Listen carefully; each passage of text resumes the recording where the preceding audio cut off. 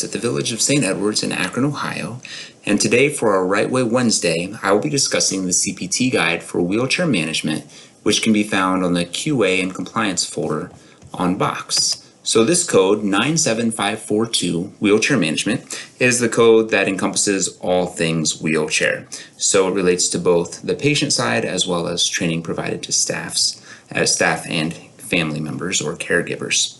So overall, when we are doing wheelchair management, we want to make sure that we are documenting the need that the patient has for the wheelchair management in order that we make sure that we show skilled need and can prevent the possibility of denials. So this often includes, but is not limited to, assessing the patient for a need for a wheelchair at all, or if they're already in a wheelchair, making the assessment for adaptations or a new wheelchair that may be needed, possibly a custom wheelchair, determining the kind of wheelchair that's appropriate, measuring the patient to make sure if it's a new chair that we get a proper fit, as well as fitting the patient and assessing them in the wheelchair when it arrives, or just assessing them in the wheelchair that we find within our facility.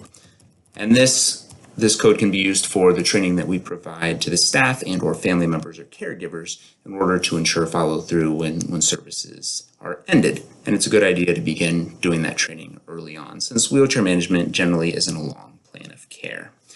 Typically, if you're focusing on the positioning and training of staff members only, you're going to have 3 or 4 visits. However, in my experience, we're often assessing their ability to complete pressure relief techniques or maybe some wheelchair mobility, locking the brakes, unlocking the brakes, and transferring in and out of the wheelchair. So oftentimes there are other things that we're focusing on in addition to simply how they are sitting in the wheelchair or how they are positioned.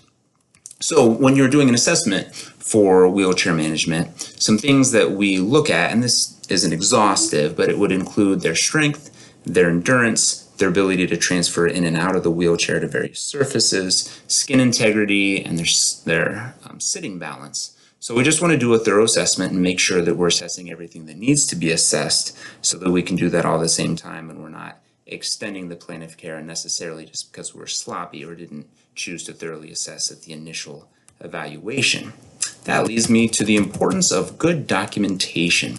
So when you're documenting for wheelchair positioning or what have you, whatever the need is, we need to make sure that we talk about the recent event that has prompted the need for skilled services. We've had some people that are discharged from hospice recently, so we've had to assess them in chairs in our facility once the rota chair was taken away. Sometimes you just have some declines in the wheelchair positioning. Maybe they're leaning to the left or they're sliding out.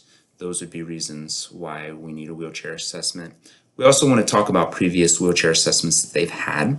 It's good to talk about their prior level of function because sometimes you have a patient that was wheeling him or herself all around the facility and now they no longer can. So we need to say, hey, previously they could go wherever they wanted to. So talk about their prior level and then compare that with where they are now so we can justify the goals that we establish.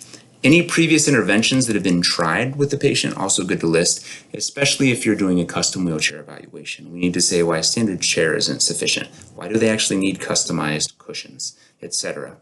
Say what you've tried and why it hasn't worked. It's also good to have those objective measures, such as range of motion, their strength, their sitting balance. Anything that you have objective, measurable, that's easy to show progress and the need for the services that we provide. Also a good idea to note the response of the patient and their caregivers and what they think.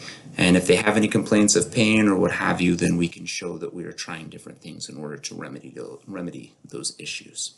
And lastly, I would like to talk about a good example of documentation and a bad example of documentation. Unfortunately, we've all come across people that document something like this when they're doing wheelchair mobility. Patient practice turning wheelchair in tight spaces with verbal cues. Great. That's actually quite pathetic. And actually that says to me, denial. We need to say why we are required. And this isn't just some observation of a family member or a nurse or somebody that's not providing skilled treatment. So an example of good documentation would be patient received instruction in navigating wheelchair in confined spaces. Therapist demonstrated turning around and using only hand rims to propel chair. Patient had difficulty pulling wheel back on right side and over-propelled when pushing left wheel forward. Patient completed 1 out of 3 turns successfully with verbal cues for sequencing. What verbal cues did you provide? What tactile cues did you provide? Did you have to show them? Did you provide a demonstration? Anything that you're doing to show the skilled need, we need to be documenting. Don't sell yourself short by not thoroughly documenting what it is that you're providing. Well, I think that's a good overview of using the CPT code. I hope that you found it beneficial, and I also hope that you have a good day. Thanks.